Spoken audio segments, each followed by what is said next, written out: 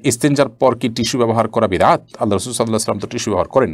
সংক্ষেপে বিদআত সম্পর্কে যদি একটু বলতেন। ছোটকালে স্কুলের বন্ধুদের দেওয়া পূজার নাড়ু খেয়েছি, এদিকে আমার গুনাহ হয়েছে, এখন আমার করণীয় কি? দাড়ি কতটুকু রাখা ফরজ? মুসলমানদের উপরে নির্মম নিপীড়ন চলছে পৃথিবীর বিভিন্ন প্রান্তে, এক্ষেত্রে আমরা যারা বাংলাদেশে আছি আমাদের করণীয় কি? নবী সাল্লাল্লাহু আলাইহি ওয়াসাল্লামের নাম শুনলে হাতের বৃদ্ধাঙ্গুলিতে চুমু খাওয়া এবং চোখে মোছা কি সুন্নাহসম্মত? জান্নাতে আমার ওয়াইফকে কি আমি পাবো? আল্লাহ না করুন, আমি যদি জাহান্নামবাসী হই আর আমার স্ত্রী যদি জান্নাতবাসী হন, তাহলে আমার স্ত্রী কি অন্য কারো হয়ে যাবে? এমন আমলের কথা বলেন যে আমল করলে আমার ওয়াইফ অন্য কারোর জন্য জায়েজ হবে না। অমুসলিমদের সালাম দেওয়া যাবে কিনা? আবেগের বসে ফোনে দুজন কবুল বলে ফেলেছি, আমাদের কি বিয়ে হয়ে গিয়েছে? আমার হাত থেকে সব পড়ে যায়, যেটাই ধরি সেটাতেই কোনো না কোনো সমস্যা হয়, কোনো কাজে বরকত আসছে না। এই সমস্যার সমাধানে কোনো আমল আছে কিনা? আমাকে অনেকেই অলক্ষী মনে করেন।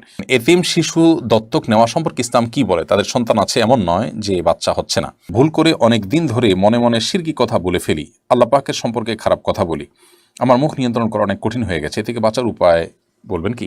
ঘুষ দিয়ে চাকরি নিলে সারা জীবনের ইনকাম কি ঘুষের টাকার মতো হয়ে যাবে? মেয়েদের চুল কাটলে কি গুনাহ হবে? মসজিদে শুয়ে থাকা বা ঘুমানো যাবে কিনা? চলুন তাহলে আর বিলম্ব না করে আপনাদের প্রশ্নের উত্তর দেওয়ার আলোকিত ভবনে আমরা প্রবেশ করি এবং শুরু করি আমরা প্রশ্নোত্তর দেওয়ার পালা। আশিক মোল্লা লিখেছেন, ছোটকালে স্কুলের বন্ধুদের দেওয়া পূজার নাড়ু খেয়েছি, এদিকে আমার গুনাহ হয়েছে, এখন আমার করণীয় কি? দেখুন, পুজো বা অন্য ধর্মাবলম্বীদের যে কোনো ধর্মীয় উৎসব উপলক্ষে যদি কোনো খাবার আমাদেরকে দেওয়া হয় মুসলমান হিসাবে, সে সমস্ত খাবার হালাল হলে আমরা গ্রহণ করতে কোনো অসুবিধা নেই। যদি সে খাবার বিশেষ কোনো কল্যাণ উদ্দেশ্যে খাওয়া হয়, যেমন প্রতিমার সামনে রাখা হয়েছে, এটা বিশেষ কোনো কল্যাণ বহন করে, সেই বিশ্বাস থেকে আপনি খান, তাহলে সেটা আপনার যে বিশ্বাস, ঈমান, এর সাথে অসঙ্গতিপূর্ণ কাজ, সেটি অবশ্যই সঠিক নয়। তবে এমনিতে সাধারণভাবে সৌহার্দ্য সম্প্রীতিমূলকভাবে কোনো খাবার যদি অফার করা হয়, ফলমূল বা হালাল কোনো খাবার দেওয়া হয়, সেটা আপনি সাধারণ হালাল খাবার খেতে কোনো অসুবিধা নেই। এর মধ্যে শরিয়ার বিশেষ কোনো নিষেধাজ্ঞা যদি যুক্ত হওয়ার মতো কিছু না থাকে, তাহলে সেক্ষেত্রে সাধারণ হালাল খাবার উৎসব উপলক্ষে দিলে সেটি নেয়াতে বা খাওয়াতে কোনো অসুবিধা নেই। এবং এ বিষয়ে আলী রাদিয়াল্লাহু তাআলা আনহু এবং আয়েশা রাদিয়াল্লাহু তাআলা আনহা আরও সিনিয়র অনেক সাহাবীদের আমল একেবারেই পরিষ্কারভাবে আমাদের কাছে রয়েছে, যে তারা বিভিন্ন ধর্মের অনুসারীদের দেয়া আপনার খাবার, হালাল খাবারগুলো তারা গ্রহণ করেছেন তাদের উৎসব উপলক্ষে, এমনকি অগ্নিপূজকদের উৎসব উপলক্ষে পর্যন্ত তাদের খাবার গ্রহণ করার কথাও কিন্তু আমরা জানি। মুবারক হোসেন শিবলু আপনি লিখেছেন, দাড়ি কতটুকু রাখা ফরজ? দাড়ি একজন মুসলিম প্রাপ্তবয়স্ক পুরুষের জন্য লম্বা করার নির্দেশ নবী সাল্লাল্লাহু আলাইহি ওয়াসাল্লাম দিয়েছেন। আফুল্লুহা আর খুল্লুহা, তোমরা দাড়িকে ছেড়ে দাও, দাড়িকে লম্বা করো, এই জাতীয় নির্দেশগুলো তিনি করেছেন। অর্থাৎ দাড়িকে ছেড়ে দেওয়া এবং লম্বা করার নির্দেশ কিন্তু হাদিসে এসেছে। কতটুকু লম্বা করব, এটা নিয়ে ওলামা ইকরামের মধ্যে দুটি মত পাওয়া যায়। অনেক ওলামা ইকরাম বলেছেন যে লম্বা করো বলেছে, অতএব লম্বা করতেই থাকবো। তবে এক মুষ্টির ব্যাপারে একটি বেশ স্ট্রং মত আছে ইমাম আবু হানিফার মাযহাব এবং আরো অন্যান্য ওলামা ইকরামের অনেকের মত হলো যে এক মুষ্টির পরে অতিরিক্ত হলে সেটা চাইলে আপনি কাটতে পারেন। এখন এক মুষ্টির অতিরিক্ত হলে সেটি কাটা যাবে যে, তার দলিল এবং প্রমাণ কি? তার প্রমাণ হলো সহিহ বুখারীতে স্বয়ং আব্দুল্লাহ ইবনে ওমর রাদিয়াল্লাহু তাআলা আনহু থেকে বর্ণিত আছে যে হজের সময় তিনি এক মুষ্টি ধরে তার অতিরিক্ত দাড়ি তিনি কেটেছেন, এবং অন্যান্য সাহাবীদের অনেক থেকে, আরও কোনো কোনো সাহাবী থেকে একই আমল পাওয়া যায়। তো এগুলো থেকে বোঝা যায় যে আসলে এক মুষ্টির পরে অতিরিক্ত দাড়ি কাটা যায়। নবী সাল্লাল্লাহু আলাইহি ওয়াসাল্লাম যে লম্বা করতে বলেছেন, এর মানে হলো এভাবে লম্বা করতে থাকা। আর যদি কারোর দীর্ঘ করতে করতে এত বেশি দীর্ঘ হয় যে পেশাব করলে পেশাব ছিটে আসে সেখানে, কিংবা আপনার বোতাম লাগাতে অসুবিধা হয় বা অস্বস্তির অবস্থা তৈরি হয়, তাহলে এক মাসের পরের অংশ তিনি চাইলে কাটতে পারেন। কিন্তু অনেক ওলামা ইকরামই নবী করিম সাল্লাল্লাহু আলাইহি ওয়াসাল্লামের থেকে যেহেতু এক মাসের পরে কাটা আর বিষয়ে কোনো স্পষ্ট বক্তব্য নেই, সেজন্য তিনি লম্বা করতে বলেছেন, সেই হিসাবে শুধু যতটুকু সম্ভব লম্বা করার কথাই বলে থাকেন। আর প্রসঙ্গত বলে রাখি, দাড়ি রাখা ফরজ নয়, দাড়ি রাখা ওয়াজিব, আবশ্যক। ফরজ এবং ওয়াজিব গুরুত্বের বিচারে প্রায় কাছাকাছি হলেও বেশ কম আছে। ফরজ প্রমাণ হয় যেরকম দলিল দ্বারায়, ওয়াজিব প্রমাণ হওয়ার জন্য সেরকম দলিলের প্রয়োজন হয় না। অর্থাৎ যতটা স্পষ্ট, যতটা শক্তিশালী এবং অকাট্য দলিল প্রয়োজন হয় ফরজ প্রমাণ হওয়ার জন্য, ওয়াজিব প্রমাণ হওয়ার জন্য ততটা অকাট্য দলিলের প্রয়োজন হয় না। সামান্য একটু পার্থক্য আছে, জন্য দাড়ি রাখাটা ফরজ নয়, বরং ওয়াজিব আমরা বলতে পারি। শুধু নয়, সমস্ত ফুকাহা কিরামের মতে এটি ওয়াজিব। মুসলমানদের উপরে নির্মম নিপীড়ন চলছে পৃথিবীর বিভিন্ন প্রান্তে, এক্ষেত্রে আমরা যারা বাংলাদেশে আছি আমাদের করণীয় কি? দেখুন, আজকের এই পৃথিবীতে স্নায়ুযুদ্ধের গুরুত্বটা অনেক বেশি এবং এটার প্রভাবটা অনেক বেশি। আমরা নিপীড়িত মানুষদের পক্ষ নিয়ে নানা ধরনের কাজ পরিচালনা করতে পারি। আমরা শান্তিপূর্ণভাবে প্রতিবাদ জানাতে পারি, আমরা আমাদের ক্ষোভের কথা বিভিন্নভাবে প্রকাশ করতে পারি এবং যৌক্তিকভাবে সে সমস্ত অন্যায়ের প্রতিবাদ আমরা তুলে ধরতে পারি এবং যত রকমের প্রেশার ক্রিয়েট করা যেতে পারে অত্যাচারী বা নিপীড়নকারীদের প্রতি সেটি আমরা করতে পারি।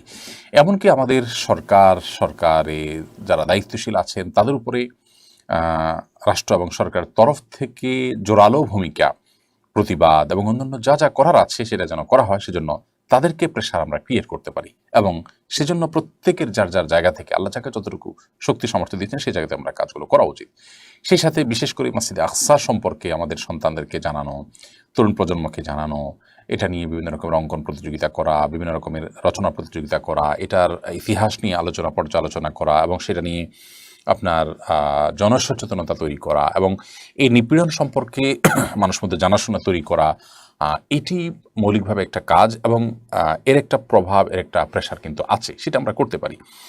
এর পাশাপাশি আল্লাহ রাব্বুল কাছে সত্যি অন্তরস্থল থেকে গভীরভাবে তাদের প্রতি সমবেদনা জানানো এবং চোখের পানি ফেলা আমাদের কর্তব্য। নবী সাল্লাল্লাহু আলাইহি ওয়াসাল্লাম বলেছেন, মাসালুল মুমিনিনা ফি তাওয়াদ্দিহিম ওয়া তারাহুমিহিম ওয়া তাআতুফিহিম মিসলাল জাসাদ। ঈমানদারদের পরস্পরের প্রতি সিম্প্যাথি, সম্প্রীতি এবং মমতা, এ সমস্ত দিক থেকে একে অন্যের সাথে দৃষ্টান্ত হলো একটা দেহের মতো, একটা দেহের এক অংশের সাথে অন্য অংশের সম্পর্ক যেরকম সেরকম। একটা অংশ যদি অসুস্থ হয় পুরো শরীর কিন্তু সেটাকে অনুভব করে, ফিল করে। পুরো বিশ্বের মুসলমানদের অবস্থা একই রকম। বিধায় আমাদের সেই অনুভবটা, ফিলটা থাকতে হবে এবং তাদের জন্য আল্লাহ তাআলার কাছে কামনাকে দোয়া করতে হবে। আল্লাহ যাকে যতটুকু সাধ্য দিয়েছেন তার জন্য জবাবদিহিতা কিন্তু ঠিক ততটুকু। অতএব সাধ্য অনুযায়ী আমরা প্রত্যেকে চেষ্টা করব এই সমস্ত অন্যায়ের বিরুদ্ধে দাঁড়াবার এবং কাজ করবার। NH নাহিদ আপনি লিখেছেন, নবী সাল্লাল্লাহু আলাইহি সাল্লামের নাম শুনলে হাতের বৃদ্ধাঙ্গুলিতে চুমু খাওয়া এবং চোখে মোছা কি সুন্নাহসম্মত? দেখুন, এ বিষয়ে আমাদের অনেক ভাইরা নানা রকমের দলিল প্রমাণ ইত্যাদি হাজির করেন। নবী করিম সাল্লাল্লাহু আলাইহি সাল্লামের নাম শুনলে তার প্রতি দুরূদ পাঠ করতে হবে। এ বিষয়ে বহু বিশুদ্ধ হাদিস রয়েছে, পরিষ্কার হাদিস রয়েছে এবং এটি হলো একমাত্র করণীয় যে আমরা নবী আলাইহিস সালাতু ওয়াস সালামের নাম যখন শুনবো তখন সাল্লাল্লাহু আলাইহি সাল্লাম বা বিভিন্নভাবে তার প্রতি দুরূদ প্রেরণ করব। এর বাইরে আমাদের আঙ্গুলে চুমু খাওয়া এবং সেই চুমু খাওয়া আঙ্গুল চোখে মোছা, এটা কোরআন কিংবা হাদিসের কোনো নির্দেশ নয়। এটি নবী সাল্লাল্লাহু আলাইহি সাল্লাম থেকে প্রমাণিত বিশুদ্ধ কোনো হাদিস দ্বারায়, নবী সাল্লাল্লাহু আলাইহি ওয়াসাল্লাম থেকে বর্ণিত কোনো বিশুদ্ধ হাদিস দ্বারা প্রমাণিত নয়। এর মাধ্যমে চোখের যদি বাড়ে, উপকার হয় বা এটা মহব্বতের প্রকাশ হয় ইত্যাদি, এই সমস্ত কথাগুলো অন্যদের কথা, কোরআন এবং হাদিসের কথা নয়, কোরআন হাদিস থেকে প্রমাণিত কোনো বিষয় নয়। আমাদেরকে মনে রাখতে হবে আল্লাহ তাআলা বলেছেন, মা আতাকুমুর রাসূলু ফাখুযুহু ওয়া মা নাহাকুম আনহু ফান্তাহু। তোমাদেরকে রাসূল যা দিয়েছেন সেটিকে তোমরা আঁকড়ে ধরো, আর রাসূল সাল্লাল্লাহু আলাইহি সাল্লাম যা থেকে তোমাদেরকে বিরত থাকতে বলেছেন, বারণ করেছেন, তা থেকে তোমরা বিরত থাকো এবং দূরে থাকো। অতএব একজন মুসলমান হিসেবে আমরা সেই কাজগুলো করে যাব যা আমাদেরকে আল্লাহ হাবিব সাল্লাল্লাহু আলাইহি সাল্লাম করতে নির্দেশ করেছেন। তারই অংশ হিসাবে আমরা নবী সাল্লাল্লাহু আলাইহি সাল্লাম নাম শোনার পর দুরূদ পাঠ করব, আর আঙ্গুলে চুমু খাওয়া, চোখে মোছার নির্দেশ যেহেতু তিনি করেননি, কোরআন হাদিস দ্বারা প্রমাণিত নয়, বিধায় সেগুলো থেকে আমরা বিরত থাকবো। আবির হোসেন আপনি লিখেছেন, জান্নাতে আমার ওয়াইফকে কি আমি পাবো? আল্লাহ না করুন, আমি যদি জাহান্নামবাসী হই আর আমার স্ত্রী যদি জান্নাতবাসী হন, তাহলে আমার স্ত্রী কি অন্য কারো হয়ে যাবে? এমন আমলের কথা বলেন যে আমল করলে আমার ওয়াইফ অন্য কারোর জন্য জায়েজ হবে না। দেখুন ভাই আবির, স্বামী স্ত্রী পরস্পরের প্রতি ভালোবাসা থেকে আমরা এই ধরনের প্রশ্ন করে থাকি, কিন্তু আমাদের মনে রাখতে হবে যে এই দুনিয়ার ভালোবাসা, এই দুনিয়ার মমতা, এগুলো আমাদের এখন অনেক বড় মনে হচ্ছে আমাদের কাছে। কিয়ামত সম্পর্কে আল্লাহ তাআলা বলেছেন যে ইন্না জালজালাতাস সাআতি শাইউন আযীম ইয়াওমা তারাউনাহা তাযহালু কুল্লু মুরজিআতিন আম্মা আরদাআত। মহাপ্রলয় যে হবে, কিয়ামত বা আপনার হিসাব দিবস তো অনেক পরে, সেটির যে সূচনা হবে মহাপ্রলয়ের মাধ্যমে, সেই মহাপ্রলয় সম্পর্কে আল্লাহ তাআলা বলেছেন এটা বিশাল বড় একটা বিষয় হবে। এত বড় বিষয় হবে যে দুগ্ধদানকারিণী মা নিজের দুধ দেওয়া সন্তান কথা ভুলে যাবেন এর ভয়াবহতায়, এবং গর্ভধারণকারিণী মার গর্ভে সন্তান আছে সে কথা ভুলে যাবেন ভয়াবহতার কারণে। ভয়াবহতাটা কোন পর্যায়ে চলে যাবে, এইসব ভালোবাসা এগুলো গৌণ হয়ে যাবে তখন যদি ওই পরিস্থিতির মুখোমুখি আমরা পড়ি। তো সেজন্য আমরা ওই পরিস্থিতির কথা আঁচ করতে না পারার কারণে আমাদের কাছে আমাদের ভালোবাসাটা বড় হচ্ছে বা বড় করে আমরা দেখছি। এই কথা বলার উদ্দেশ্য হলো যে আমরা যারা চিন্তা করছি যে একসাথে থাকার ব্যবস্থা হোক, সেটা আমরা করি, তো এর চেয়ে বেশি আমাদের চিন্তা করা উচিত যেন আমি জাহান্নামে না যাই। আমার আল্লাহ না করুক জাহান্নামের ফয়সালা যদি হয়, তাহলে সেক্ষেত্রে একসাথে থাকা না থাকা এগুলো আমার মাথায় আসবে না, এগুলোর চেয়ে অনেক বড় বিষয় ঘটে যাবে। বিধায় আমাদের চেষ্টা থাকা উচিত জান্নাতে যাওয়ার। আর হ্যাঁ, এটাই হলো একমাত্র উপায় যে আপনারা উভয় জান্নাতে যাওয়ার মতো কাজ অব্যাহতভাবে করতে থাকবেন, জাহান্নাম থেকে মুক্ত থাকার কাজগুলো করতে থাকবেন, অর্থাৎ উভয় যাতে জান্নাতে যান সেই চেষ্টা করতে থাকবেন। এটাই হলো একমাত্র আমল। এর মাধ্যমে ইনশাআল্লাহ বিদিনিল্লাহ আল্লাহ তাআলা আপনাদের উভয়কে সেখানে সম্মিলন ঘটাবেন। এর বাইরে স্বামী স্ত্রী একজন জাহান্নামে গেলে আরেকজন জান্নাতে গেলে তার কি হবে, তার অন্য কারোর হয়ে যাবেন কিনা তিনি, এ বিষয়ে কোরআন হাদিসে আলাদা করে কোনো কিছু বলা নেই। এর প্রকৃত স্বরূপ কি হবে সেটা একমাত্র আল্লাহ রাব্বুল আলামিন ভালো জানেন। আলামুল গায়েবের বিষয়, অদৃশ্যের জগতের বিষয় কি হবে না হবে আমরা ধারণা করে কোনো কথা বলতে পারি না। তবে আল্লাহ রাব্বুল আলামিন যা ফয়সালা করবেন সেটাই হবে, এবং আমি যদি আল্লাহকে সন্তুষ্ট করে দুনিয়া থেকে যেতে চাই তো আমার চাওয়ার বাইরে কিছু হবে না ইনশাআল্লাহ তাআলা। লুনা পারভিন ঝর্ণা আপনি লিখেছেন, অমুসলিমদের সালাম দেওয়া যাবে কিনা? অমুসলিমদের সাথে সামাজিক সৌহার্দ্যমূলক সম্পর্ক বজায় রাখার চেষ্টা করতে হবে, এবং সেজন্য তাদেরকে অভিবাদন দিবেন, অভিবাদন গ্রহণ করবেন, সেটা ঠিক আছে। কিন্তু সালাম দেওয়ার যে ব্যাপারটা আছে সেটা হলো যে অমুসলিমদেরকে অমুসলিমরা যদি আপনাকে সালাম দেন তাহলে সেটা আপনি ওয়ালাইকুম বলে জবাব দিবেন। আর আগ বেড়ে তাদেরকে আপনি যত রকমের অভিবাদন আছে, সামাজিক অভিবাদন, গুড মর্নিং, গুড ইভিনিং ইত্যাদি ইত্যাদি, স্বাগতম, অন্যান্য যা যা আছে প্রচলিত সেগুলো আপনি তাদেরকে বলবেন। কিন্তু সালাম যেটা আল্লাহ তাআলার গুণবাচক নাম সেটা তাদেরকে নিবেদন করবেন না, কারণ তারা আল্লাহতে বিশ্বাস রাখেন না। তাছাড়া আপনি সালামের মাধ্যমে যে আল্লাহ তাআলার কাছে শান্তি কামনা করছেন সে আল্লাহ তো তিনি নিজে বিশ্বাসই করেন না, তিনি যা বিশ্বাস করেন না সেটা তার উপরে আরোপ করে দেওয়া এটা কখনো ন্যায্যতা হতে পারে না। সেজন্য সালাম আকবরী নয়, বরং তারা যদি সালাম দেন তাহলে আপনি ওয়ালাইকুম বলে জবাব দিবেন। আর এছাড়া সামাজিক সৌহার্দ্যপূর্ণ যে কোনো অভিবাদন, সাধারণ অভিবাদনগুলো তাদের সাথে বিনিময় করা যেতে পারে। আলাউদ্দিন ফারাবি আপনি লিখেছেন, ইস্তেঞ্জার পর কি টিস্যু ব্যবহার করা বিদআত? আল্লাহ রাসূল সাল্লাল্লাহু আলাইহি ওয়াসাল্লাম তো টিস্যু ব্যবহার করেন। দেখুন, আপনি স্টুল পাসের পর, পায়খানা করার পর, আপনার ইস্তেঞ্জা করার পর কোনো কিছু দিয়ে পরিচ্ছন্ন হলেন, সেটা কোনো পাথরের টুকরা হতে পারে, কোনো মাটির টুকরো হতে পারে, বা অন্য কিছু দিয়ে আপনি করলেন, সম্মানজনক কোনো কিছু দিয়ে করলেন না, জাস্ট সাধারণ কোনো যে এটার জন্যই উপযোগী কোনো কিছু দিয়ে আপনি পরিষ্কার করলেন, এরপর আপনি পানি ব্যবহার করলেন, এটা হাদিস দ্বারা প্রমাণিত। অতএব সেটা আপনার ঢিলাই হইতে হবে, অর্থাৎ মাটির চাকাই হতে হবে, কিংবা পাথরের কুচি টুকরাই হতে হবে, এটা বাধ্যতামূলক না। টিস্যু নবী সাল্লাল্লাহু আলাইহি ওয়াসাল্লাম ব্যবহার করেনি, নবী করিম সাল্লাল্লাহু আলাইহি ওয়াসাল্লাম তো এই কাপড়ও ব্যবহার করেনি, তার সময় তো এই সুতা এই কাপড় ছিল না। নবী করিম সাল্লাল্লাহু আলাইহি ওয়াসাল্লাম তো চশমা ব্যবহার করেনি, তার সময় এটা ছিল না। দুনিয়াবি বিষয় মূলগতভাবে যেটা কোনো ইবাদত না। আমি টিস্যুটা ব্যবহার করছি, টিস্যুটা ব্যবহার করলে সওয়াব বেশি হবে, ইট বা পাথর ব্যবহার করলে সওয়াবটা কম হবে, মাটির চাকা ব্যবহার করলে সওয়াবটা কম হবে, এরকম তো না। অর্থাৎ এটার সাথে সওয়াবের সম্পর্ক নেই, এটা নিছক একটা মাধ্যম পরিবর্তন হতে পারে। নবী সাল্লাল্লাহু আলাইহি ওয়াসাল্লাম তো এই কলম দিয়ে লেখেন নাই, আমরা তো এই কলম দিয়ে লিখছি। তিনি যে কনফিডেন্স সাথে এরকম না, তাহলে আমারটাকে বেদাত হবে না? এটা বেদাত হবে। বেদাত হলো গায়রে দিরা দি সমর্দন বেদাত, যেটা দিন নয় সেটাকে দিন মনে করা বেদাত। টিস্যু ব্যবহার করাটা দিন, ওই মাটির চাকা ব্যবহার করাটা দিন নয়, এরকম যদি মনে করা হয় তাহলে সে বেদাত হবে। আমি টিস্যু একটা মাধ্যম হিসেবে ব্যবহার করছি, অন্য কোনো মাধ্যম থাকলে অন্য কোনটা দিয়ে করতে পারতাম, এটা ইবাদত হিসেবে করছি না। পরিচ্ছন্ন করাটা উদ্দেশ্য, কি দিয়ে করছি এটা উদ্দেশ্য না, তাহলে সেক্ষেত্রে সেটা বেদাত হয় না, বিধায় এটা বেদাতে পরিগণিত হবে না। ফখরুল ইসলাম মাহিন আপনি লিখেছেন, আবেগের বশে ফোনে দুজন কবুল বলে ফেলেছি, আমাদের কি বিয়ে হয়ে গিয়েছে? জি না, বিয়ে তো সহজ নয় যে আবেগের বশে দুজনে কবুল করে বলে ফেলছেন আর বিয়ে হয়ে গেছে। দুজন সাক্ষীর সামনে প্রস্তাব এবং কবুল হবে এবং অন্যান্য শর্তাদি পাওয়া যাবে, তখন সেক্ষেত্রে সেটি শরিয়াত দৃষ্টিকোণ থেকে বিশুদ্ধ এবং আপনার সঠিক বিয়ে হিসেবে বিবেচিত হবে। ফাতেমাতুজ জোহরা আপনি লিখেছেন, সালাতুল ইস্তেখারা নামাজ পড়লে কি দ্বিধা দূর হয়? সালাতুল ইস্তেখারা নামাজ পড়লেই দ্বিধা দূর হবে এরকম না, ইস্তেখারা দ্বিধা দূর হওয়ার জন্য নয়। ইস্তেখারা মানে হলো কল্যাণ কামনা করা। আল্লাহ এই বিষয়ে কোথায় কল্যাণ আছে, হাতে কল্যাণ আছে নাকি নাতে কল্যাণ আছে আমি জানি না, কল্যাণ যেখানে আছে আপনি আমাকে সেখানে যাওয়ার তৌফিক দান করুন, সেই ফয়সালা দান করুন, এই কামনাটাই হলো ইস্তেখারার দোয়া। এরপর আপনার মন যেদিকে স্থির হয়ে যাবে, আল্লাহর উপর তাওয়াক্কুল করে আপনি সেদিকে এগিয়ে যাবেন। আর যদি স্থির না হয় তাহলে সেক্ষেত্রে আপনি স্থির না হওয়া পর্যন্ত ইস্তেখারা অব্যাহত রাখবেন। সুমাইয়া চৌধুরী লিখেছেন, আমার হাত থেকে সব পড়ে যায়, যেটাই ধরি সেটাতেই কোনো না কোনো সমস্যা হয়, কোনো কাজে বরকত আসছে না, সমস্যার সমাধানে কোনো আমল আছে কিনা? আমাকে অনেকেই অলক্ষ্যী মনে করেন। অলক্ষ্যী বলতে কোনো কিছু না, ইসলামে এটা মনে করাটা বরং ভুল। আর এগুলো অনেক সময় মানসিক একটা সমস্যার কারণে হয়ে থাকে, যে মনে হয় যে আমার এরকম সমস্যা আছে, ধারাবাহিক একটা সমস্যা হতেই পারে, ঠিক হয়ে যাবে।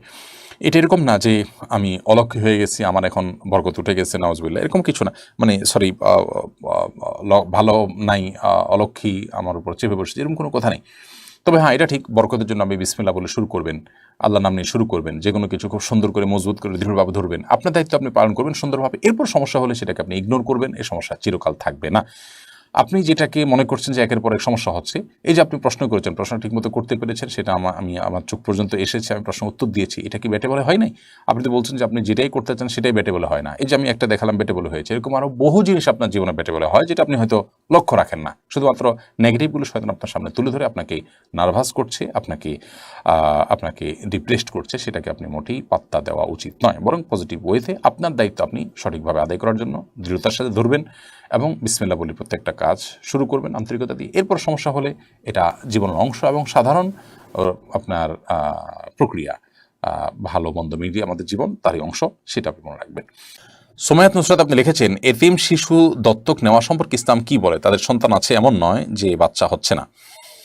এতিম শিশু দত্তক নেওয়া খুব ভালো কথা, কিন্তু সেটা উদ্দেশ্য হবে আপনার সন্তানকে উপকার করা, তার অভিভাবকত্ব গ্রহণ করা।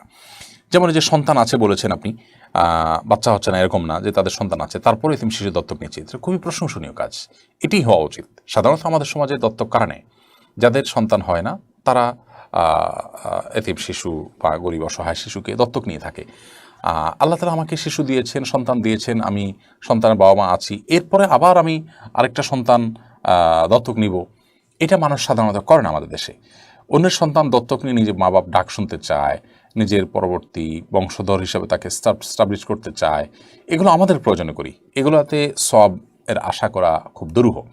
কিন্তু যদি আমরা আল্লাহকে খুশি করার জন্য, এতিম বাচ্চাটার লালন পালনের জন্য এবং তার অভিভাবকত্ব গ্রহণ করবার জন্য করি, তাহলে সেক্ষেত্রে নবী সাল্লাল্লাহু আলাইহি ওয়াসাল্লাম বলেছেন, আনা ওয়াকাফুল ইয়াতীমি কাহাতাইন, আমি এবং এতিমের অভিভাবক এরকম দুই আঙ্গুলের মতো পাশাপাশি অবস্থান করবো জান্নাতে। অনেক বড় সওয়াবের কাজ। বিধায় সেটি খুবই ভালো যে নিজের সন্তান আছে, আরেকটা এতিম বাচ্চাকে আমার সন্তানের মতো করে যুক্ত করে নিলাম এবং তার সকল দায়িত্ব আমি বহন করলাম, সেটি অবশ্যই সওয়াবের কাজ। মাসুম রানা লিখেছেন, ভুল করে অনেক দিন ধরে মনে মনে শিরকি কথা বলে ফেলি, আল্লাহ পাকের সম্পর্কে খারাপ কথা বলি, আমার মুখ নিয়ন্ত্রণ করা অনেক কঠিন হয়ে গেছে, এ থেকে বাঁচার উপায় বলবেন কি? ভাই মাসুম রানা, এরকম সমস্যার কথা আমি আরও অনেকের কাছ থেকে শুনেছি। এগুলোর জন্য প্রথমত আপনি কোনো ভালো মানসিক ডাক্তার দেখাবার চেষ্টা করেন। দ্বিতীয়ত, অনেক সময় নানা রকমের ব্ল্যাক ম্যাজিকের কারণে এই ধরনের সমস্যা হয়ে থাকে। আমি আপনাকে অনুরোধ করব যে ভালো কোনো রাকি, সেরাই ঝাড়ফুঁক যিনি করেন, এরকম কারোর শরণাপন্ন হবেন। অনলাইনে বিভিন্ন রুকিয়ার গ্রুপ আছে, সেই সমস্ত গ্রুপগুলোতে আপনি বিচরণ করতে পারেন এবং সেগুলো থেকে আপনি পরামর্শ নিতে পারেন। বিশেষ করে এই জাতীয় আপনার ইমান নষ্ট হওয়ার জন্য সেহের বা ব্ল্যাক ম্যাজিক করা হয়, নিজের নিয়ন্ত্রণের বাইরে মানুষ চলে যায় এবং বুঝতে পারে সে অন্যায় করছে, তো এগুলোর জন্য আপনি রুকিয়ার আশ্রয় নেবেন।